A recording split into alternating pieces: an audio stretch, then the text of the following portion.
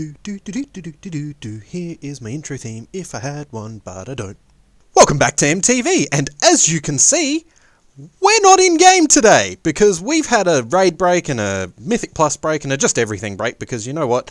PAX Australia is in town, and so half the guild's been off playing board games and video games and just generally tooling around in PAX all weekend, which is fantastic for them, but we actually got a free ticket from Vampy, which was amazing, thank you so much, which meant that I was able to go in with Jean-Luc, and we got to spend some time in PAX, treating it a little bit like a Mythic Plus.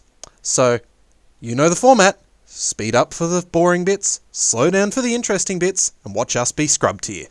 Now, PAX is a bit of a challenging dungeon. It's quite confusing to navigate through, and there's a lot of places where you can really get quite lost. Also, we have our young warrior here who's, well, he's spec warrior, but he hasn't really decided what class he is yet. So as you'll see, he has a bit of a time choosing weapons. Not yours. He's also, as it turns out, a bit of a klepto, so I'm thinking that warrior might be the wrong class for him. Probably would have been better off picking rogue, but as it happens, he is quite well behaved and when we're out, and managed to charm a few of the locals. Not yours. No, they're pretty. Now, one of the most important things, of course, when you're being a charmer is to make sure that you get a good result from your charming ways.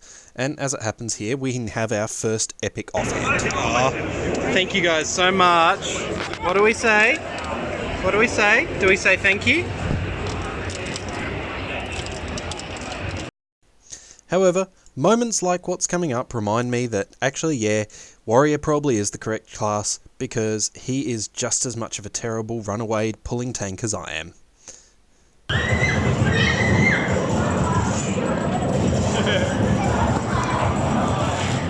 With the first boss dispatched, Giant Pokeball is actually a pretty straightforward boss, not really any mechanics to speak of, and squealing at it does make it run away. We decided to try and engage in some open world PvP. Now this didn't quite go as planned. First off we tried to go for something too low level, and then we challenged for a duel and got rejected.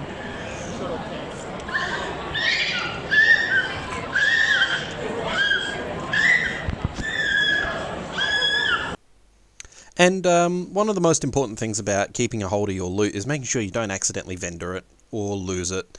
And behind every good tank stands a good healer, and here I am being good healer for our tank. Told you you'd lose it. Vendor trash is how you make gold in this game, and one of the best ways to make some gold is to collect all the vendor trash you can find. Collecting bottle caps? Is that what we're doing? This is when he realised he had no weapon.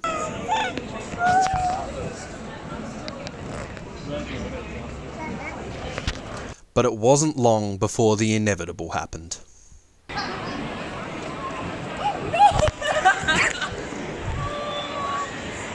Gone! And even the best healer can't help you if you forget to equip your weapon. And nothing could be done about it. That was one very gone weapon. The sadness didn't last too long, and before long we were off trying to pull more mobs. I know what it is. I want to know. It might be one of you. Oh, you hope not. Unfortunately, no amount of wall clipping was going to help him get his weapon back either. And this was the last we ever saw of it.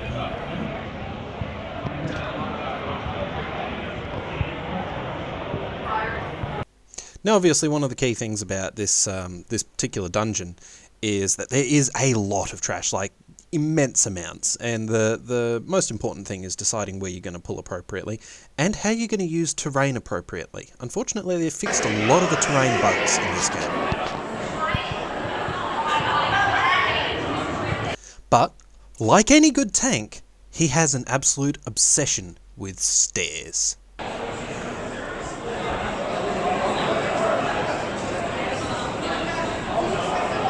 That's a really, really long climb, Jean-Luc. The stair boss is probably the hardest one in this dungeon, and look, I gotta be honest, it was a bit touch and go there, especially going towards the end, but came down to the wire. Come on, you can do it, 1%. That's it. The worst bit about the stair boss is it leaves you on a platform that's not exactly easy to get down from, but fortunately, if you know your way around this place, you can find a shortcut, not too far away from the stairs. It is a shortcut that needs a healer with you though. Wait, there we go. Whoop. That's it. That's it. Unfortunately, after taking the shortcut, it is possible to get really disoriented in this place. If you're really belligerent, it can be difficult to find your way out. No, let's get away from the escalators for a bit, hey? This is where it helps to have a guide with you. Now, this dungeon's got some of the strangest terrain I've ever seen. And it does allow for some really interesting manoeuvres and mechanics. Still no. Well, it's empty anyway. I'll get rid of that for you. Is that one empty too? Oh, thank you. After figuring out how to navigate the terrain, we navigated through and found ourselves another boss that needed slaying. This time, a dual-wielding rogue. Fortunately, it was quite amenable to us just coming up and having a chat to it, and then straight up stealing its weapons.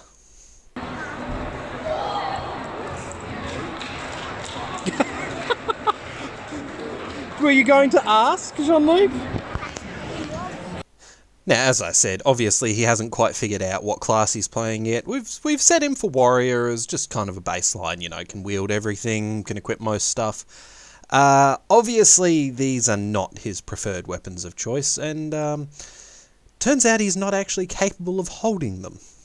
Well, so it happens.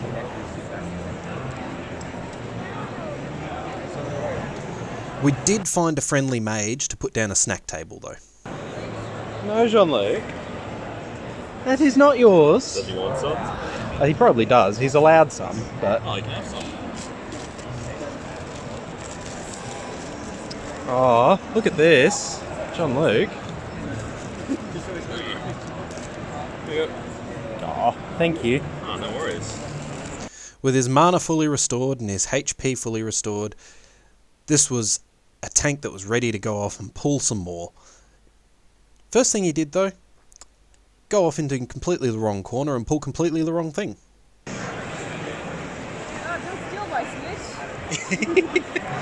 And just like his father, pulling the wrong thing seems to run in the family. Oh, don't steal my Switch! Not yours. Oh my god. There was a scripted event to dodge. That took some time.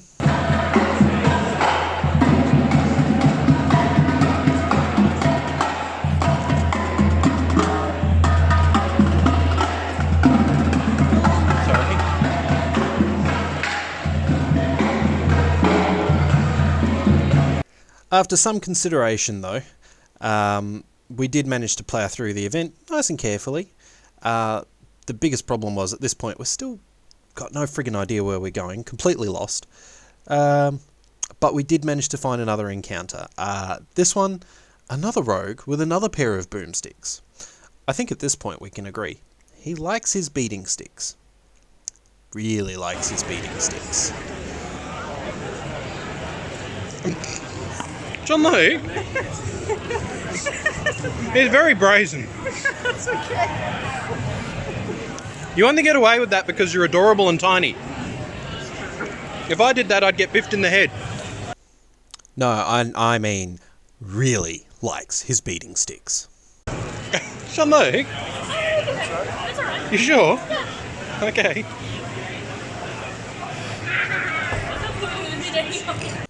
And with the epic loot finally acquired and equipped, we were able to spend some time just working on practicing on target dummies. Well, when I say target dummies, I mean electrical points. But at least he was getting the hang of it.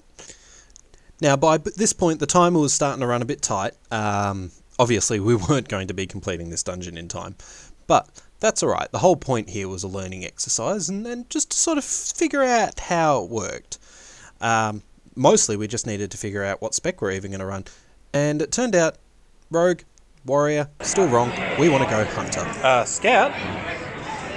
Do you mind if I take a photo of him? He is really cute. Yeah, that's fine.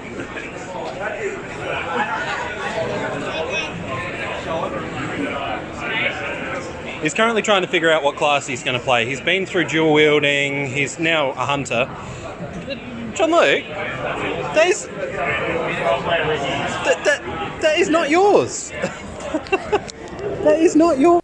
Well, dungeon complete. We headed off home with a very tired boy in tow. And I just want to thank you all for coming and watching a very special episode of MTV Deep Diving PAX Australia with John Luke. I'll catch you on the next Tuesday timeout with the entire guild for the PAX Piggening. We did this already. We're not doing it again. No. No.